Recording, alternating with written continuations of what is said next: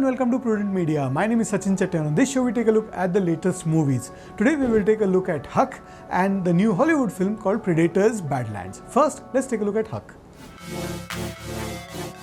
Inspired by the real-life case of Shah Bano in the landmark Supreme Court ruling, Haq presents a compelling narrative of a determined woman who battled it out against all odds. Any underdog story usually makes for a decent cinematic viewing, and Haq, directed by Suparna Verma, by Bollywood standards, ticks most of the boxes, and that includes some over-the-top scenes. However, at the heart of the film, Shah Bano, known as Shazia Bano in the movie, her quest for justice and the courtroom drama prevails. The topic itself is inherently complex. It is personal, and due to its connection to the minority community, it also takes a political dimension or evolves into one. The first half of the film takes certain liberties with musical numbers, romance, and scenes that verge on soap opera territory, but it shifts focus in the second half as a more significant drama unfolds. Adapted from Jignesh Vora's book Bano Bharat Ki Beti, the story begins in the mid-70s when Shazia, played by Yami Gautam, marries Abbas, played by Imran Hashmi, who is a prosperous lawyer. The marriage appears typical, with a couple of children and another one on the way. Abbas supports his wife as she confronts her neighbor regarding a sunshade dispute. The film progresses at its own rhythm, filled with songs and a background score designed to indicate whether a scene is predominantly sad or happy, just in case the visuals and dialogue do not adequately convey the emotions. जब भी कोई sad scene होता है तो sad music बजने लगता है, जब कोई खुशी का scene होता है तो खुशी का music बजने लगता है. She is a devout Muslim with a deep understanding of the Quran and the ayat, whereas he is not actively engaged in religious practices. There is a scene following their marriage where Shazia enters the kitchen and discovers 3 different pressure cookers, all of which require repairs. When Abbas arrives in the kitchen, he suggests purchasing a new one.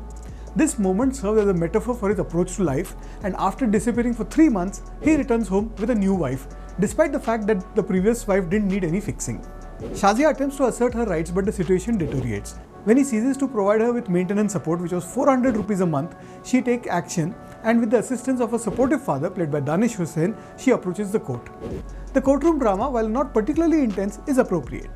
The Sessions Court ruled in her favour, mandating him to pay 18 rupees monthly for maintenance, a decision that the High Court later increased to 180 rupees.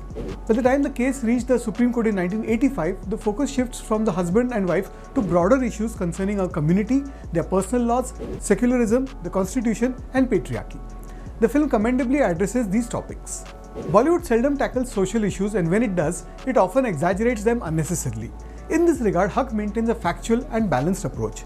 Abbas is not portrayed as a monstrous figure. Rather, he genuinely believes that his actions are right and justified. The cast delivers a strong performance. Shiva Chadda as a lawyer who assists Shazia is impressive as always. Imran Hashmi convincingly embodies a character willing to fight over a seemingly simple issue.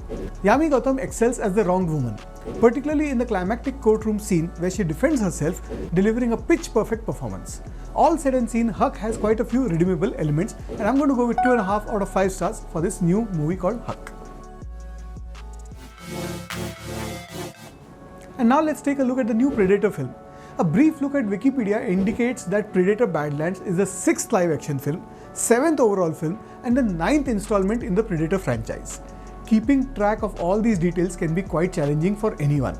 However, the positive aspect is that to appreciate Predator Badlands, you do not need extensive knowledge of the previous films, certainly not all 6, 7 or 9 of them. It would be beneficial though if you are familiar with director Dan Trachtenberg's contribution to the franchise, which began with Prey in 2022. Predator Badlands presents an intriguing concept where the hunter becomes the hunted. Nevertheless, it is a film that relies heavily on computer-generated imagery, as every scene is saturated with CGI.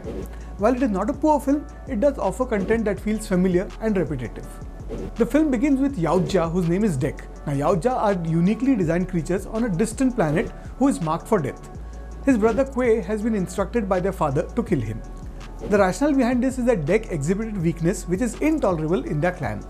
Dek successfully escapes to Gena, and to assert his strength, he chooses to confront Kalisk, a much larger and a more formidable creature who is feared in that region.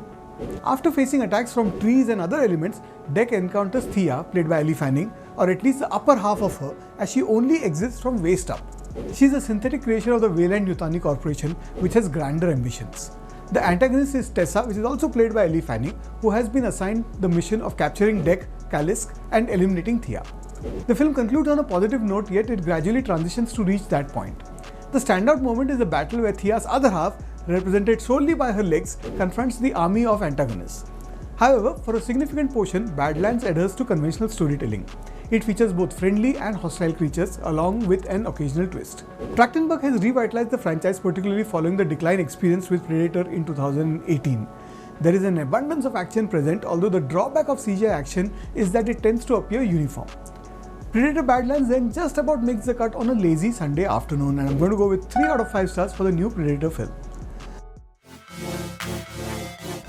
Well, that's what I thought of the 2 films released this week. Let us know what you think, and I'll be back with you next week with more movie reviews. Till then, take care, and it's goodbye from me.